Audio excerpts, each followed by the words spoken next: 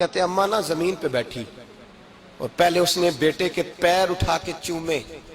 پھر سینے پہ رکھے، پھر وہاں سے اٹھی اور ادھر آئی، سر سجدے میں رکھا اور دونوں ہاتھ اٹھا کے کہنے لگی اے اللہ میں دولت کے لیے ایمان نہیں لائی تھی، اے اللہ میں جائیدادوں کے لیے کلمہ نہیں پڑھا تھا،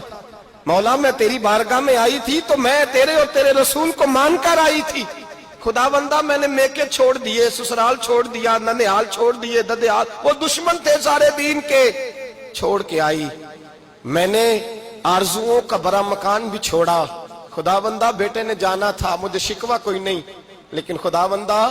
اب میرے سارے کہیں گے تو نے کلمہ پڑھا تھا تو تیرا بیٹا ہی چلا گیا،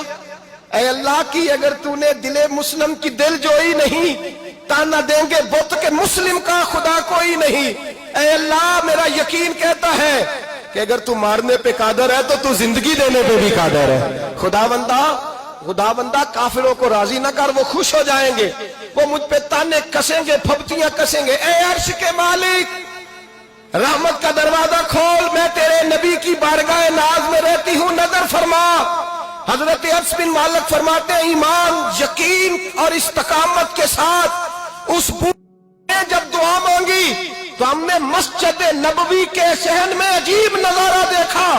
ایک ماں نے دعا مانگی تو بیٹا اٹھ کے بیٹھ گیا، کہتے ہیں بیٹا اٹھ کے بیٹھ گیا، کلمہ پڑھ تو وہ اٹھ کے بیٹھا، ماں نے سینے سے لگایا اور ماں اور بیٹا نعرے لگانے لگے، لوگوں سنو قرآن بھی سچا، اسلام بھی سچا، اللہ بھی سچا، یہ مسجد نبی سچوں کا گھر، اور سب سے بڑھ کے اللہ کا رسول سچا، اللہ کے رسول سچے، محبوب سچے، مسجد میں رہنے والوں میں سب سے بڑھ کر سچے، رسول کائنات صلی اللہ علیہ وسلم کا دین سچا۔ فرماتے ہیں رسول پاک کو خبر دی تو محبوب نے مسکرا کے فرمایا میرے رب کی طاقتیں بڑی زیادہ ہیں، ان اللہ علی کل شیء قدیر، اللہ کی طاقت بڑی ہے، ایمان تھا، یقین، استقامت، بچہ اٹھ کے بیٹھ گیا۔ حضرت انس کہتے ہیں وہ حضور کے زمانے میں بھی حیات رہا، وصال ظاہری کے بعد حضرت ابو بکر کے زمانے میں بھی موجود رہا، عمر کے زمانے میں بھی موجود، حضرت عثمان کے زمانے میں اس کی ماں کا انتقال ہوا، اس نے اماں کو دفن کیا اور ماں کے بڑے عرصے کے بعد اس نے پردہ کیا، جب ہم اس کی طرف دیکھتے تھے نا،